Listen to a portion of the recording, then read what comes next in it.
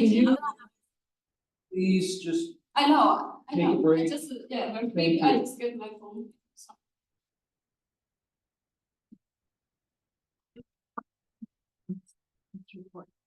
Good morning. My name is Joe LeClaire. I'm the zoning hearing officer for San Mateo County Planning and Building, and I am convening the February 20th, 2025 zoning hearing officer meeting here in room 101 at 455 County Center in Redwood City, as well as on the Zoom. So we may have some people participating online. And would you all please rise and join me in saying the Pledge of Allegiance. Pledge allegiance to the flag of the United States of America and to the republic for which it stands, one nation, under God, indivisible, with liberty and justice for all. Thank you. So the first item on our agenda is public comment on things that are not on our agenda. So if there is anyone who would like to give comment on a matter that we have not agendized, we have one item on our agenda. So if you want to raise an issue that's not on the agenda, please let us know. Is there any raised hands on the Zoom if you want to provide a public comment? Is there anybody else? We have no one wishing to speak. Can I have just? Okay, thank you. You want to comment on something that's not on the agenda? Yes. Okay, please go ahead. I basically just want us to have a friendly vibe to start the meeting, because I always tell my parents when they visit me, I say, can you put a smile on your face first? Because that will trigger a lot of good chemicals and will be make us happy and healthy. And I basically have been trained as a sound healer since last year. I got trained in Sausalito in the Global Sound Healing Institute. So my mission in this life is really to promote oneness. Actually, I'm going to have a sound healing in the inner seat. This is my comment. I don't need to have any legal battles. So tomorrow, 7 o'clock, you're invited inner seat in Palo Alto for oneness studio. Basically, I feel this world we have been fighting with each other, but the only people we are fighting is inside, right? It's in our mind. We think we have fear, we have all those selfish thinking, we're afraid of other people to take stuff from us, but actually we're stressed every day. It's because of what's in our own head. So anyway, as a sound healer, I try to promote peace, joy, love, and harmony. So I wish today, doesn't matter if your judgment against this case or towards this case. I want to meet my neighbor. I want to give them a hug. I want them to smile at me and say, hello, Yandy, good morning, good night. Because I just actually visited my friend. I made their marriage they live in Folsom. I went to ski before yesterday. It was beautiful, Lake Tahoe. We live in the most beautiful state, the most beautiful, the center of the world, Silicon Valley. I'm so proud. I traveled to 8 countries in the world last few years. I have seen the world.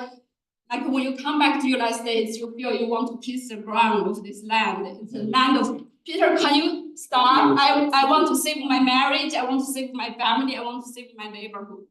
So, when I come back to this country, we have so much freedom, so much wealth, so much prosperity, right? And we live in the middle of the forest but anyway, the thing is, I'm saying we are so blessed. San Mateo County is the most blessed county in the whole world. I have to say, I went to Egypt, Africa, South America, everywhere. Although people are very friendly, they want to have a good life, but sometimes their government are so bad. They are so friendly to many foreigners like me. But anyway, the thing is, we should count our blessing.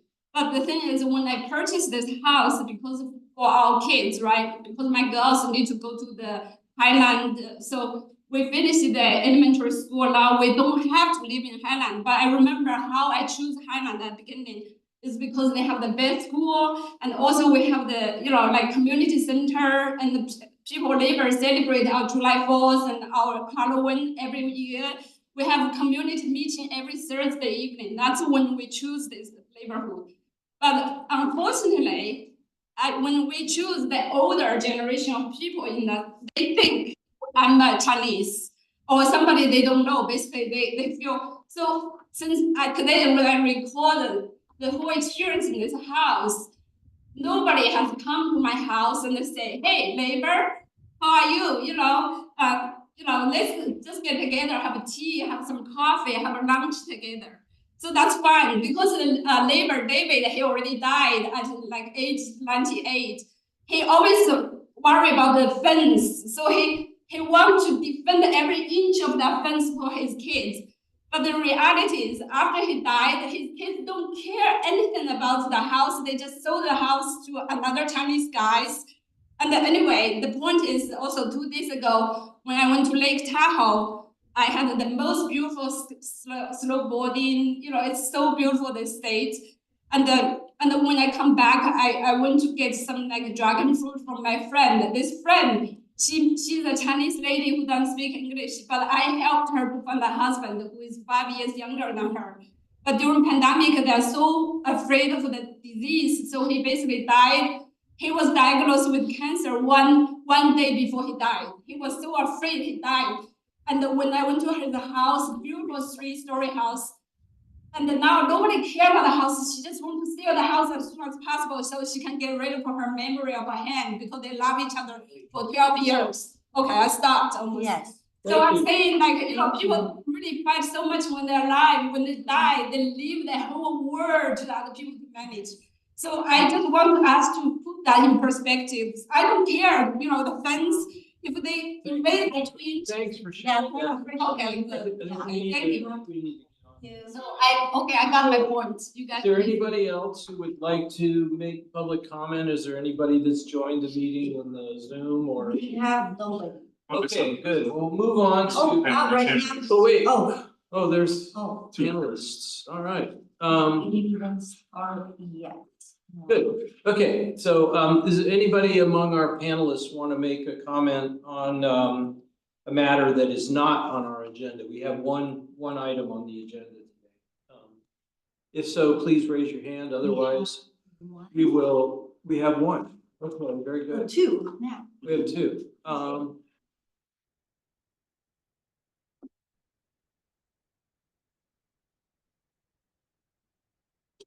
She's muted. Hi, this is Tim McNeil and Michelle McNeil, neighbors with Peter and Yan Lin. Again, our only concern, and Peter addressed this a little bit, is that one of the buildings that's in play right now. Excuse me, Tim. Yep. This public comment period is for items that are not on the agenda. Okay. So we will have a public hearing on the item, but this is just to give people a chance to raise issues that we can look into, for a subsequent meeting or whatever, but not to comment on the project. Okay. Fair enough. Yeah. So anybody else who wants to provide comment on something that is not on our agenda? If not, we'll go on to our agenda. And Ted, can you please read the item into the agenda, and then Sam, can you present it to us? So item 1, regular agenda, planner Sam Becker, owner, Yanli, me or mine? Me. And Peter Bailey. Applicant, Yanli, me. File number, PLN 2023-00291. Location, 1591 Lexington Avenue, San Mateo. APN number 041-033-070. Thank you very much, Ted. Just to introduce myself to folks here again and to folks online. My name is Sam Becker. I'm a project planner for the County of San Mateo. I've been the one processing this permit throughout. Really appreciate folks, one, for showing up in person or for showing up virtually and participating. That's what our public hearings are for. So as Ted already introduced the item, this is for a use permit. This is to allow for 3 detached accessory buildings, which are tough sheds, and they're approximately 120 square feet in size each. The reason the use permit is required is 1 is only allowed by right for the zoning regulations, and there's 3 existing. Excuse me, Sam, can you put that on slideshow view, please? Sorry to interrupt. Thank you. Thank you very much. Just gave a brief reintroduction to the project, and I'll be moving on to the next slide. This is just reading out the full project description that was listed in the staff report. Again, this is consideration of a use permit. This is chapter 8.348 of the county zoning regulations, are those that govern detached accessory buildings. That chapter states that only 1 is allowed by right. This use permit would be to allow for 3. More specifically, applicants proposing to legalize the 3 tough sheds in the rear yard of their subject property. They were constructed without permits. Again, that chapter 8.3.48 limits the number that are allowed on residentially zoned parcels. Therefore, in order to legalize the existing sheds, the applicant has applied for a use permit. According to the applicant, the buildings are used for accessory to the house use, for personal meditation, healing, and art purposes. And again, a reminder to folks, these buildings are not being proposed for habitation. There was a line in the staff report as well, wanted to make that clear in this presentation. These are detached accessory buildings, not detached accessory dwelling units. From this slide, I wanted to just give a site context to folks. Understand many are from the neighborhood and may understand the site already, but I wanted to show an aerial screenshot all the way on the left of Google versus the plans that were provided by the applicant. So all the way on the left, we'll see that aerial screenshot. Sheds 1 and 2 are the ones clustered on the right rear side of the property. Shed 3 from the Google screenshot either is just a little bit blurry or under one of those, the canopies of under the trees in that corner there. But locational context, you can see where shed 3 is as well. Additionally, I want to just give a little bit of a closer look with the screenshot and the photo all the way on the right. It's showing the 12 by 10 sheds. Again, the setbacks, as indicated by the applicant on their plans, the setbacks from each other, setbacks from property lines, etc. I do have some additional plans that I want to show folks here, and that would be on the bottom of the screen, imposed with next to photos of the actual sheds on site. So that shed 3 is the one in the corner of the property, is that picture on the left. On the right of your screen are sheds 1 and 2 clustered to one another. And then on the bottom is the elevation plans that were provided from the applicant. So the specs of the floor plans, again, showing 10 by 12, 120 square feet. All 3 of the sheds together, that's 360 square feet. Also, it's elevation, so they're showing plate height and the overall height of the structure on these plans as well. So you can see 7 feet 5 plate height, where 10 is the max. It's 10.5 feet, 10 feet, 5 inches in total in height, and 19 is the max for detached accessory buildings. So overall, I just wanted to note the site plan and the floor plans before I talk about where these sheds comply and where they don't with the zoning regulations. Great, I know this can be very text heavy tables, but I pulled these from my staff report and I just wanted to give a sense to folks what's allowed by right, what's being proposed, whether it complies or not. So overall, like I mentioned, the 1 detached accessory building in residentially zoned district is allowed. A detached garage, for example, wouldn't count towards that total. Although that's not being proposed in this case, just wanted that to be known for folks. And overall, for detached accessory buildings, we don't require permits for the construction of those if they're used for tool or storage shed purposes, playhouses, etc. If they don't exceed 120 square feet and they don't have utilities and they don't exceed a certain height. Again, just going over the overall zoning regulations, although those don't apply in this case, since some of these sheds do have utilities. So first I wanted to point out table 1 on the left here. These are S8 development standards. S8 is the zoning district for the property. The property itself, it's a legal non-conforming property or structure, I should say. The front setback's a little bit shorter than required, but again, this is legal, has been established over time. Outside of that, it is a conforming lot in itself. And in addition to the sheds, when it comes to floor area, lot coverage, requirements, that extra 360 square feet, it would still comply with the overall S8 zoning district. So that would be the row in table 1 showing maximum floor area ratio and maximum lot coverage ratio and what's proposed. Additionally, I wanted to provide a table number 2 on the right. This is speaking directly to the detached accessory buildings standards and whether the sheds comply to that. They do comply when it comes to coverage of the rear yard. It does comply with the square footage allowed for these sort of structures. Plate height, like I mentioned before when we looked at the elevations, and then the setbacks there. I'm not going to read them out individually, but know that for a detached accessory building, it's required to have a 3-foot setback from property lines. As the applicant indicated on their plans, all of these sheds do meet that 3-foot setback from property line. And this will be verified should this be approved at the building permit stage via setback verification. Moving forward, environmental review wise, this project would be categorically exempt under CEQA. And that would be for accessory structures, buildings. And then overall, I discussed this at length in my staff report, but I do find that this project does meet visual and urban land consistency policies from the general plan. It complies with both height and setback verification or requirements, excuse me, for these types of buildings. So I don't believe it offers any sort of visual quality. It wouldn't detract from visual quality.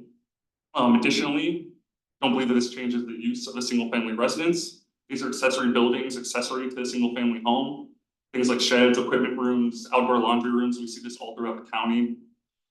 These are not being used for habitation, so it's not introducing additional dwelling units or additional density on the property. For zoning, as I pointed out in the table, the S8 development standards, the additional sheds don't exceed allowable lot coverage, floor area, and other considerations. So it complies with zoning regulations. And then last, with the use permit findings. For a use permit finding, it needs to show that the establishment, maintenance, or conducting of use will not result in a significant adverse impact or be detrimental to the public welfare in the neighborhood. I believe it made this finding in my staff report for a few reasons. One, applicant indicated these are for personal uses. Like I mentioned, the art, healing, other things that are personal or accessory to just folks using their single family home in their yard. Also, number 2, there was this project went through agency referral, it was reviewed by the building department, fire department, etc. The fire department really gave some great conditions, I think, that made staff feel comfortable with moving forward with the use permit. They have conditions that will require the sheds to be upgraded with fire rated materials. This is due to being within the wildland urban interface.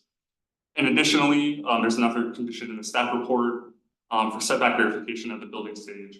And so this is again to verify that the sheds do in fact meet all the zoning regulations and all the standards as indicated on plans.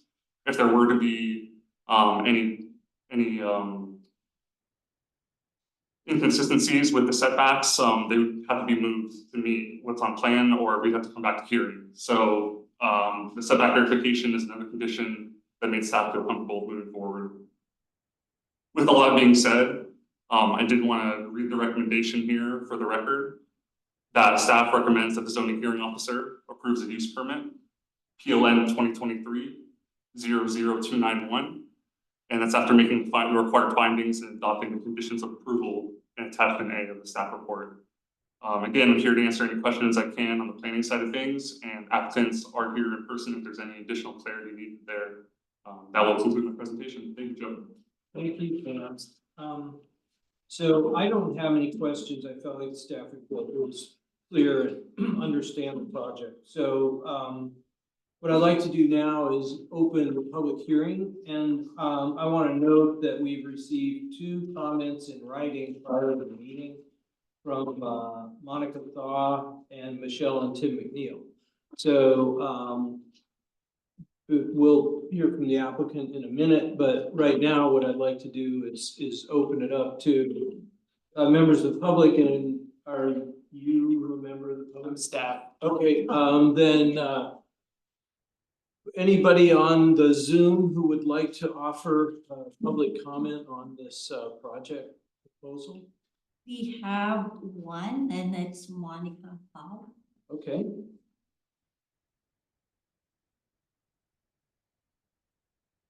And second is Michelle McNeil.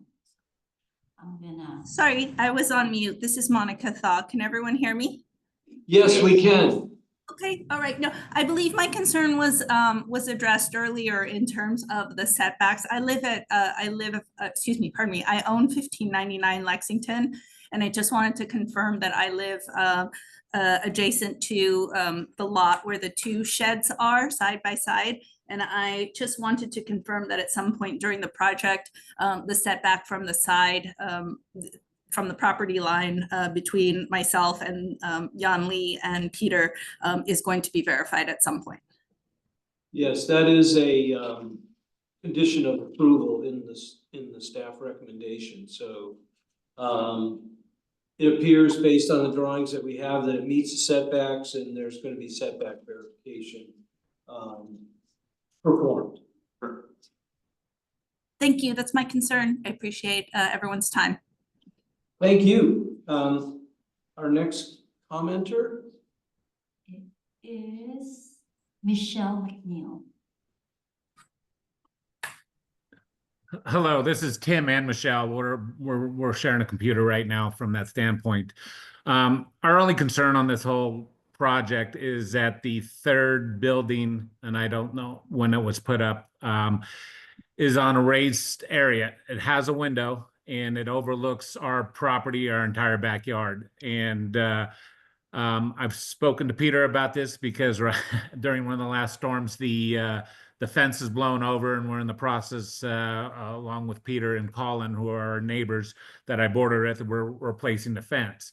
Peter has assured me that the shed in the back is going to be for what was stated, but he also did state that there will be people from time to time, family members living in there or staying in there for a period of time. We are okay with that, but if we do feel that they're going to stay in there for longer than a couple week period, I think that it'd be in best interest is that we try to mutually agree on a privacy fence put up, blocking the window into the view of our backyard, since it is a raised elevation. That is our only concern. As far as the other 2 buildings that are in play, that's perfectly fine. I guess my only question to the board, as well as the planner here, is what happens if the house is sold? Do people have the right to rent those out? Because I don't know if I would want tenants in any one of those sheds. And I know that there's, as of today, right now, they are used for specific purposes, but we would be thoroughly against it if there were going to be tenants in those sheds. Yeah, I can speak to that. First of all, thank you for your comment. Definitely valid concerns. And I should have clarified that during my presentation. So I'll do that now. Regardless of property owner, these sheds are being approved as non-habitable. That's clear in the staff report. That will also be clear on any approved plan set at the building stage. We do have a stamp, an old physical stamp that said, that these are not for second dwelling units, they're not for accessory dwelling units. I can very easily create an updated virtual version that will be stamped on the plans. So moving forward, regardless of property owner, it's known that these are not accessory dwelling units. They're accessory buildings, sheds, for those uses, not for habitation. And then again, if there's alternate ongoing use happening post, should this be approved, we do have a code enforcement mechanism to investigate that, which you may or may not be familiar with. So I hope those answer your questions. Thank you for that. And I think that actually clarifies it. And I think from Michelle and my perspective, we're fine with how we move forward with this from that standpoint. So thank you. Yeah, thank you. I just want to point out as well that I think Sam has clarified what the application is and what's being authorized. I also want to add that a accessory dwelling unit pursuant to state law is a matter of right on this property. So should these applicants or anybody in the future want to convert one of these structures into an accessory dwelling unit, they of course would have to meet all the requirements for habitation, but that is basically a right that runs with the property because of state law. So the county wouldn't be in a position to say no to the use. They could say how it's done, you know, what size the buildings need to be to accommodate housing use, and the kind of improvements and so on, but wouldn't be in a position to say no, you can't do it. Understood, and I'm okay with that. I would just, again, at the end of the day, Peter's been very good in regards to the fence and dealing with the fence. I would just want to make sure there would be some consideration for that. If it did turn into that, we would have advance notice, and then we can discuss some remedies to make sure that our privacy is not invaded, because a quarter of our house is plate glass window, and anybody looking over the fence or anybody looking in through the third building with the window could look directly into our house. And again, it's just more of a nuisance than anything else. But again, we can cross that bridge when we come to it. And I'm sure Peter, if it does change, Peter would come to us and talk to us, and then we would sort of talk to figure out how we can just sort of block that privacy. And I think we would all be good. Thank you very much for your comment. Thank you. Is there anyone else who We would? have the same person, Monica Thaw. Oh, Monica Thal would like to speak again. Okay. Yes, no, I'm just gonna echo the McNeils and say, you know, as long as these are for personal use, completely understand Peter and Yanli's right to later convert one of these units into an ADU. I'm actually considering that myself, but I will echo the McNeils' concerns that for the time being, it's clarified that these are not rentable. These are not units where, you know, people can come in and live. Thank you. Is there anyone else who would like to provide public testimony on this matter? We don't have anybody else. Okay, thanks. Well, then I'm going to close the public hearing and ask the applicant if you have read the staff report and the findings and conditions of approval, and do you agree with those? Yes, I do. I just like to thank. And if you'd like to add anything, then please do. Now's a good time. Yeah, I'd just like to thank the neighbours for their comments, and I fully concur with their concerns and anything that they've said. I'd just like to say to Tim that we've already been in contact regarding raising the level of the fence between our properties, since it's due to be renewed anyway.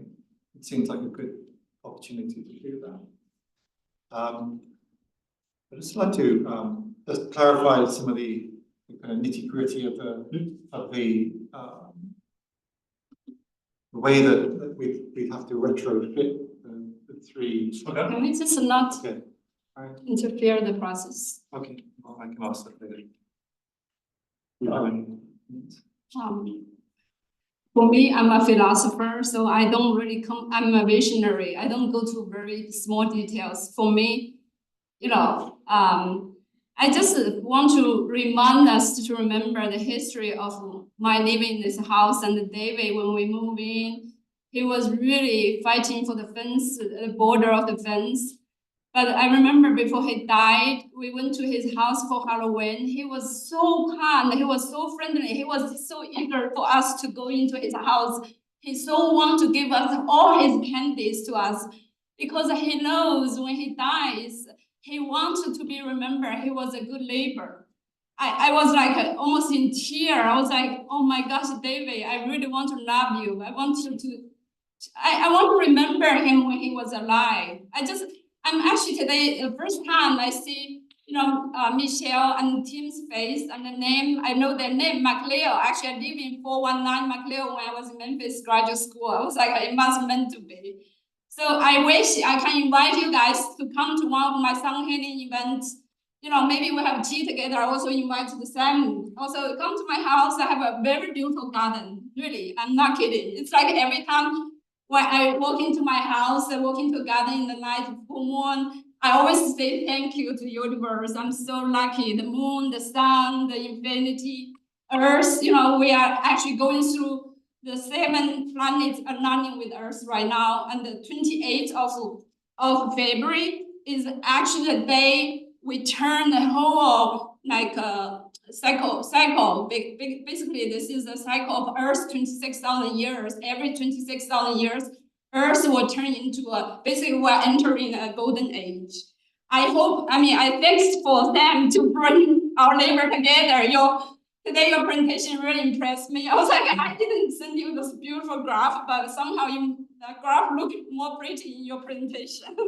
I was like, you are really good at organizing stuff. You teach me about the data organization, So anyway, I hope this meeting comes as a kind of meeting points for our labor to have some kind of friendship instead of just like, oh, my privacy, your privacy. I also to answer Tim and Michelle's concern on the privacy part, because yesterday I read the comments.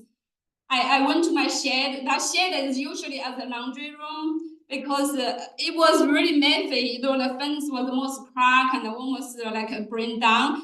Because the shed actually brings some structure to that corner. Now it's more pretty. Because before it was those rotten woods, the fence already decades of long old. So now I was like, actually the shed function as a real wall to the shade the privacy. Imagine before I can jump and see through, I jump to the tree because our kids are younger. We have that jumping pad we send to neighbors for free after they grow up. But before I always see the backyard a little bit. Now I cannot see anything because we are inside the house. The window, there's like a bath. The only thing I do in that shed is have a luxury bath like Cleopatra. Basically, I have all the herbs from my garden and lie there and enjoy some bath time. That's the only thing. I was like, I really thank God for giving me this luxury. But anyway, I want to assure Tim and Michelle, actually, that wall facing your fence is completely blocked. There's no window in that wall. So the only wall is towards my garden, or the only window is towards my garden. You cannot possibly, even if you have a ladder, you cannot peer out to see anything. So I was like, maybe it's me who are not friendly because they make them feel they are like how to say, I'm defending my privacy. I didn't think about privacy. But that shed is function, like basically I cannot see any my neighbor anymore. I can only see the sky and the moon. But anyway, I'm just saying for that concern, it's really not, we already built the fence almost, but I'm all for building a higher fence if that's what they want. Yeah, because we do need to fix that fence. It's not very beautiful when it's rotten. And also God sent a storm like last week to basically break the fence even a little bit more. Now it's like it's real time to just make it more beautiful, not because we want to block them from our energy field. I want us to have this energy field. You see, this is tornado. I teach sun healing. We are all vibration. We are all energy. Basically, when we form an energy field like this, it's very harmonized. It's an amazing resonance field. Our heart will be together. Our neighborhood will be more beautiful, and our garden will be more beautiful. I mean, I really invite all of you to come to have tea with us in my garden sometime. I will give you a sun healing session for free. Seriously, I'm not a philosopher. I mean, also I told you, like 2 days I visited my friend. I introduced them as a couple now. Andy died. I know before he died, he always want to contact us, but because he's a little bit odd, we sometimes don't talk to him because he tried to talk to me in Chinese and it's gibberish, basically. I don't understand what he's talking about. So he was very disappointed. I know I want him to forgive me because I wish I spent more time talking to him. Do you have anything else to say about Nothing. the project? Yeah, but I already answered question, right? I said that I'm okay to build a higher wall or higher Yes. fence, So basically. thanks very Right. much for all that. Yeah, I just want to emphasize, I want my neighbor to have a party together. That's it. That's the only thing I want to say. Thank you. Yeah. So, I have read the staff report and I, understand it, and pursuant to the findings and subject to the conditions of approval in the staff report and attachment A, I'm gonna approve this project. If anyone would like to appeal this determination, they may do so by submitting a written, appeal application to the Planning and Building Department. Needs to be received, by 5 o'clock on March 6th, 2025. And, the application would need to be accompanied by a $1,962 appeal fee. So that is all the business that we have before us today, and, I'm going to adjourn the meeting. Thank you very much. Thank you. Thank you very much, guys.